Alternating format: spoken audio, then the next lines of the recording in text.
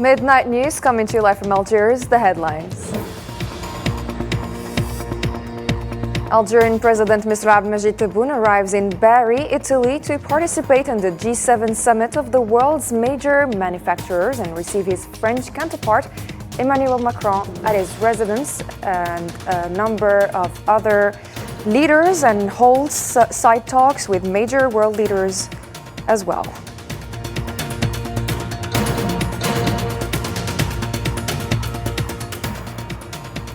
Also coming up, 34 people died in 4 massacres committed by the occupation army in the continued war on the Gaza Strip.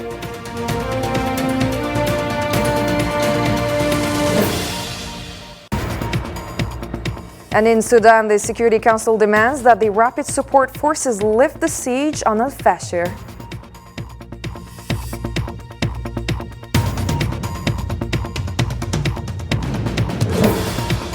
Cyril Ramaphosa is re-elected president of South Africa in National Unity Government.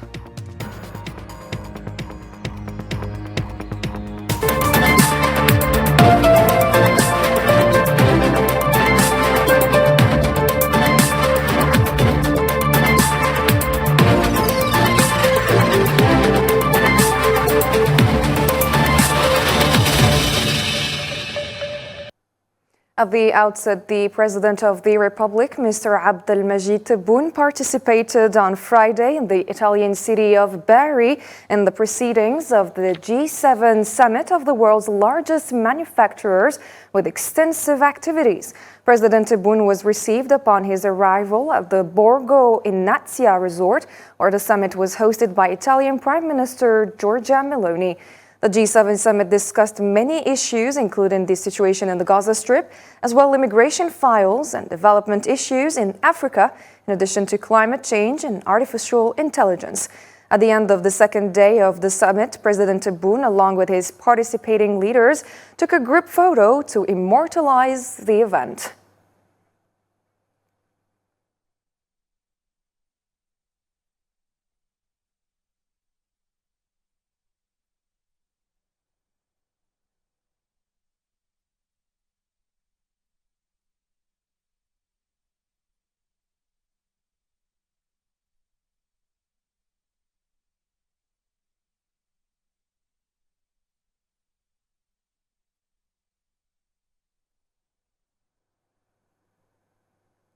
Algerian President Mr. Abdelmajid Tebboune also held side talks with major world leaders before the official kickoff of the G7 summit in Bari, Italy, according to a statement by the Algerian presidency.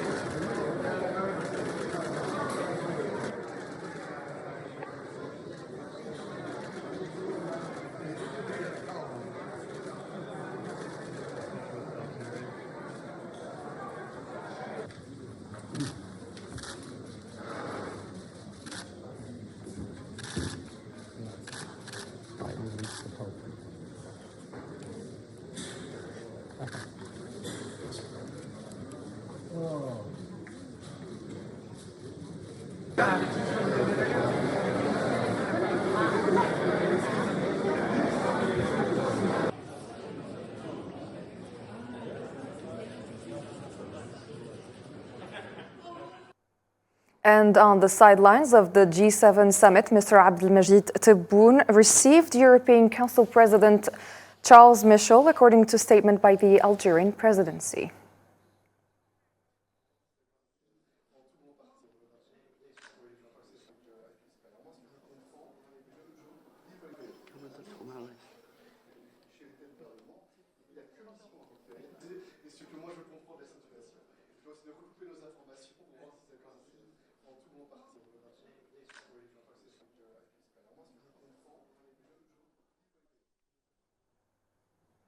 The President of the Republic, Mr. Abdelmajid Tebboune, received Ahmed Al-Hashani, Prime Minister of Tunisia, in Bari, Italy, on the sidelines of his participation in the G7 summit, according to statement by the Algerian presidency.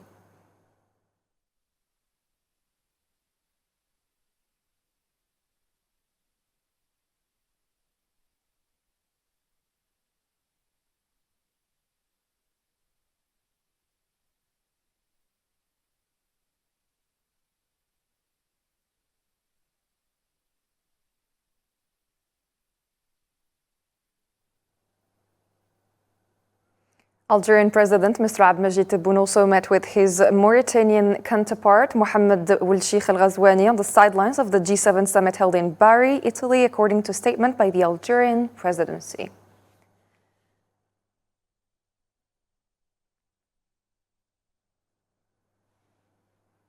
The head of state, Mr. Abdelmajid Tebboune, received at his residence in Bari, Italy, the President of the Republic of Kenya, William Ruto, according to statement by the Algerian presidency.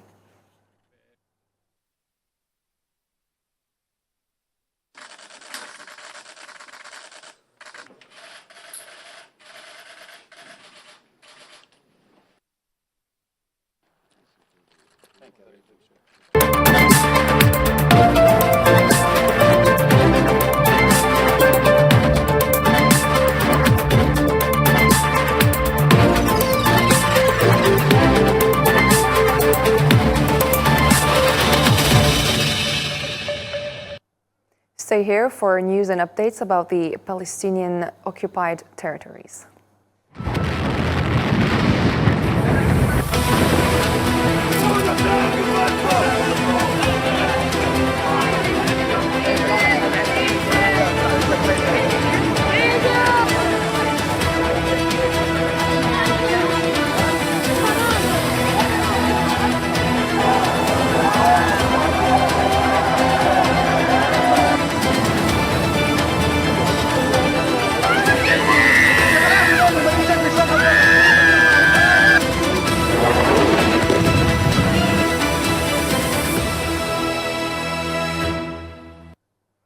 Palestinian Ministry of Health in Gaza said on Friday that the occupation committed 4 massacres against families in the Gaza Strip, killing 34 and injuring 71 in the last 24 hours.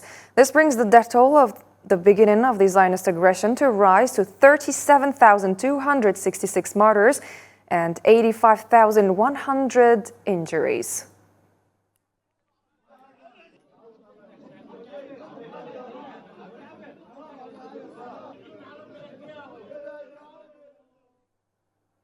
Hunger and malnutrition ravage the lives of children in Gaza, especially after the Zionist aggression of Rafah. With food scarce and the health system collapse, thousands face the threat of starvation. Husam Barkan has more details.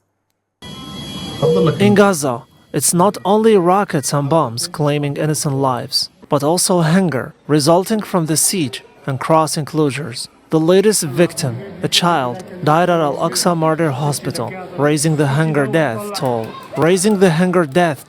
in Gaza to 40. Today, Gaza faces severe conditions nearing famine, with the occupation army deliberately using starvation as a weapon. A significant proportion of Gaza's population is now facing catastrophic hunger and famine-like conditions. Despite reports of increased delivery of food, there is currently no evidence that those who need it most are receiving sufficient quantity and quality of food. The United Nations and its relief agencies confirmed their inability to provide aid to the Palestinians due to the Zionist aggression against them. Over 8,000 children under 5 years old have been diagnosed and treated for acute malnutrition, including 1,600 children with severe acute malnutrition. However, due to insecurity and lack of access, only 2 stabilization centers for severely malnourished patients can operate. About 700,000 people in northern Gaza suffer from severe food shortages due to the Zionist continued closure of border crossings, pushing the specter of famine to forefront. The situation exacerbated by the lack of fuel, electricity, and healthcare services, with hospitals out of service and all facilities destroyed, in a clear attempt to reduce the chances of survival in northern Gaza. The Commissioner of the United States, or the United Nations Relief and Works Agency for Palestine Refugees, UNRWA, Philippe Lazzarini, warned that without a ceasefire in the Gaza Strip, a lost generation is imminent. Lazzarini added in a post published on the X platform that the surviving children in Gaza suffer from deep trauma, that many of them will be scared for life, as he put it, noting that the war stole their childhood.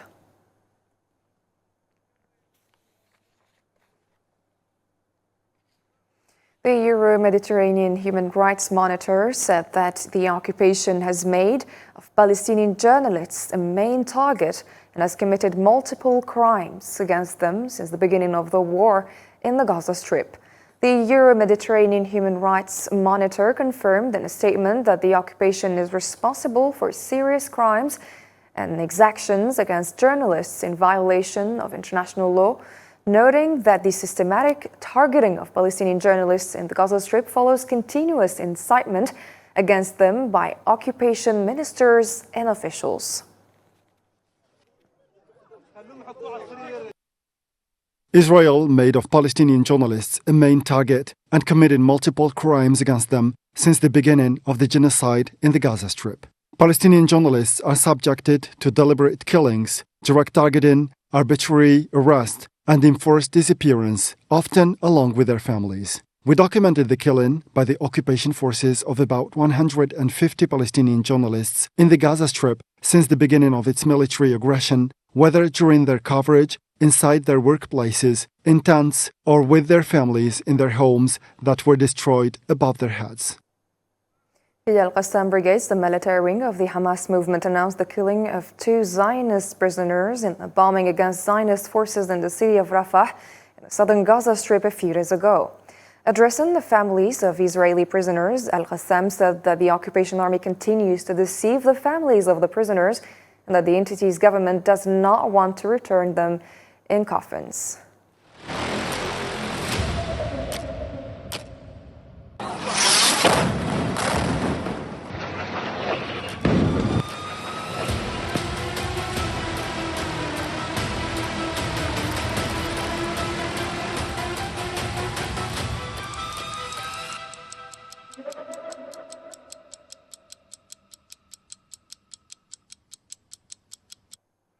The Al-Quds Brigades broadcast scenes of its fighters bombing Zionist occupation soldiers and vehicles on the front lines in the city of Rafah, south of the Gaza Strip. نحن أمة لا تعرف الذل ولا الهوان، نقول للمجاهدين الثابتين في أرض الميدان اثبتوا فإن وعد الله قريب، فإن النصر وعد من عند الله. هنا جهاد نصر أو استشهاد. بسم الله الرحمن الرحيم، توكلنا على الله. يا رب سدد.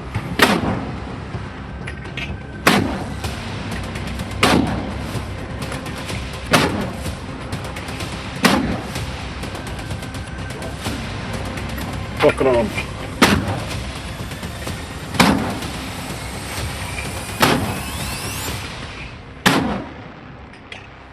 نفذ يا رب سدد.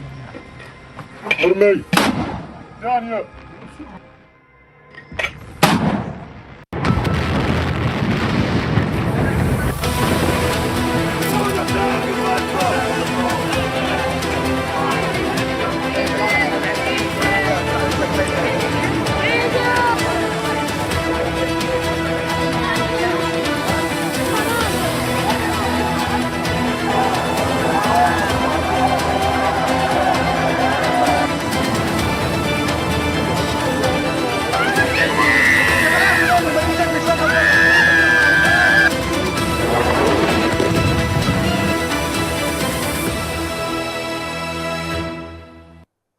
Moving on to other developments around the world, Algeria called on the international community to avoid imposing unilateral economic coercive measures on states.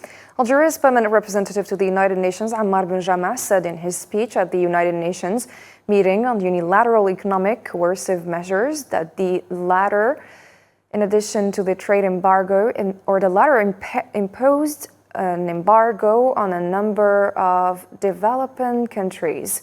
And this undermines the principle of sovereign equality of states and the principles enshrined in the United Nations Charter. My delegation aligns itself with the statement made by the G77 in China, by the non-aligned movement, by the African group, and by the group of friends in defense of the Charter of the United Nations. Unilateral coercive economic measures, such as economic sanctions and trade embargoes imposed on several developing countries, undermine the principles of sovereign equality of state and the non-intervention principle enshrined in the UN Charter. Benjamin emphasized that coercive measures harm people by depriving them of food and medicine. He stressed that dialogue and diplomacy should be prioritized to resolve conflicts. These measures also constitute a violation of international law and the UN Charter. In this regard, Algeria expresses its support to all countries under UC aims and firmly believes that it is crucial for all countries to refrain from promulgating and applying such measures and policies against other nations. Moreover, I seize this opportunity to reaffirm that dialogue, diplomacy, and mutual understanding should be prioritized to resolve differences by peaceful means in accordance with the UN Charter. Algeria also stressed that justice and upholding the rule of law in line with the United Nations Charter are crucial for accountability in serious international law crimes. Algeria's Deputy Permanent Representative to the UN, Nassim Gawawi, highlighted the importance of effective cooperation between the international mechanism and countries enforcing sanctions for the mechanism's success.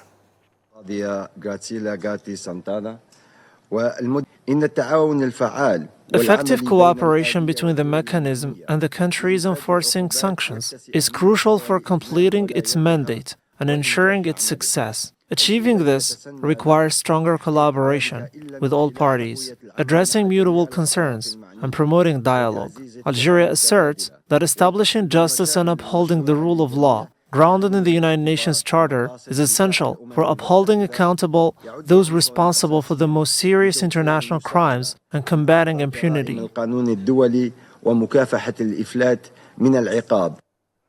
The UN Security Council called on Sudan's rapid support forces to end their siege on al-Fasher, North Darfur, and demanded an immediate ceasefire of fighting in and around the city. The draft resolution prepared by the United Kingdom and supported by 14 members of the UN Security Council, with Russia abstaining, called for an end to the escalation inside the city. The British representative to the United Nations, Barbara Woodward, warned the Council of the catastrophe that would result from any attack on the city, emphasizing the need to end what she described as the brutal and unjust conflict in Sudan.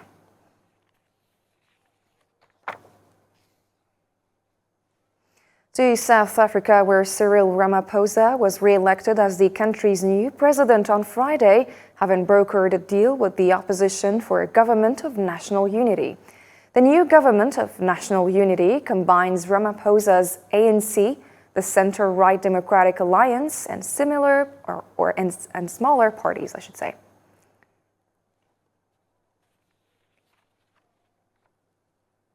The African National Congress in South Africa announced an agreement with opposition parties to form a coalition government. Secretary General Fikile Mbalula stated that the Alliance Party, the Zulu Nationalist Inkatha, the United Democratic Movement and the White Nationalist FF Plus Party have agreed to support the re-election of President Cyril Ramaphosa for a second term.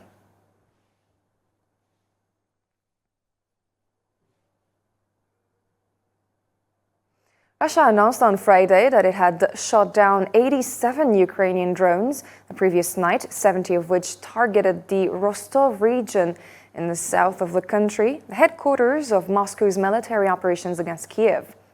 The Russian Defense Ministry stated that during the night from Thursday to Friday, an attempt by the Kiev regime to carry out terrorist attack using drones was thwarted. The ministry noted that there were no human casualties, but the attack caused power outages in several areas.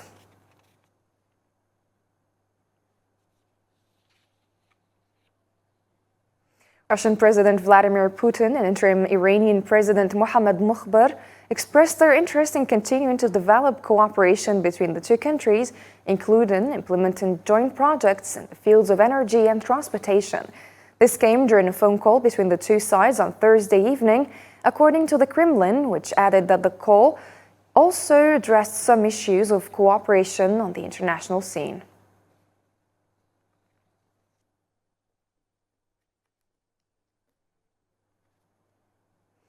And pilgrims gathered in Mina for the day of Tarwiyah, the first step in the Hajj rites.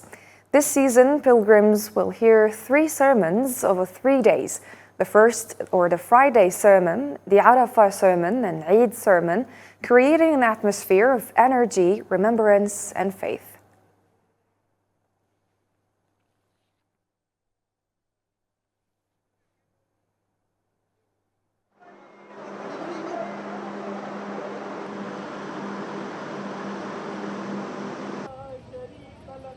شريك لك لبيك إن الحمد لك لبيك إن الحمد والنعمة. And more international news with Nabil Khazini.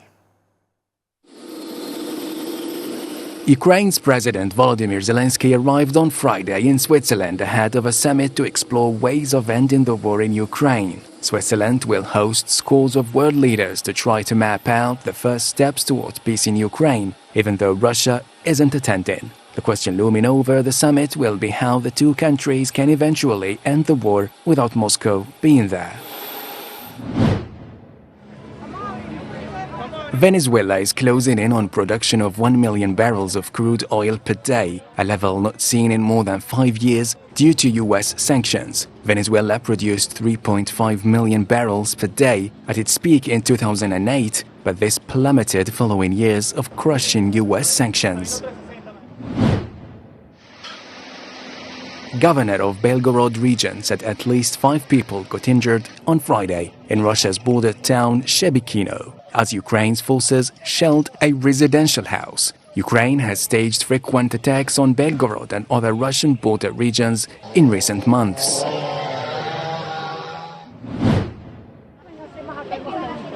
"14 Magellanic penguins returned to the wild one little hop at a time after being successfully rehabilitated. The penguins were found in poor conditions on the Argentine coast in recent months. After reaching an adequate state of health and weight, the penguins were reinserted on the Argentinian shores before the eyes of an excited young audience." Ladies and gentlemen, our program has come to an end. Thank you for watching. If you missed any part, you can still check our social media platform. Have a good evening.